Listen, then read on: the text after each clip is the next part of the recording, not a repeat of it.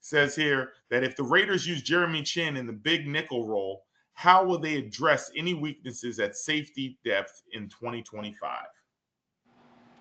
Well, I think they kind of just did with the signing of Edmonds, and keep in mind they expect Lonnie Johnson back. You never know how these injuries play. I think Carroll threw out maybe week 4, week 5. Maybe it's week 8. Who knows? But it's not a season-ending injury. You just signed Edmonds. I don't know that they have depth concerns. I like Chris Smith at Georgia. I would love to hear something about Trey Taylor getting an opportunity. I really liked him coming out of the draft. That hasn't seemed to be the case yet. But we also have Thomas Harper, who's played well at times. I don't see depth as a weakness.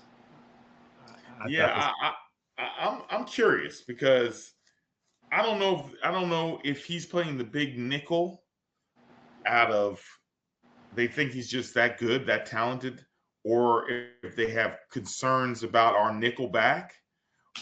And if he does play this big nickel, how that affects the safety. But I think you said it right. I think right now you would have to believe, just based on the experience, that a guy like Terrell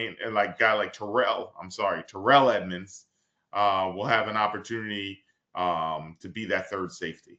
And so I'm curious to see how that plays out with him at the big nickel. I think it's good to have the ability to move him around. I think guys like him and Jamal Adams having multiple jokers on the field, multiple guys who are positionless, makes it harder for the offense to read what we're in or how we're going to play.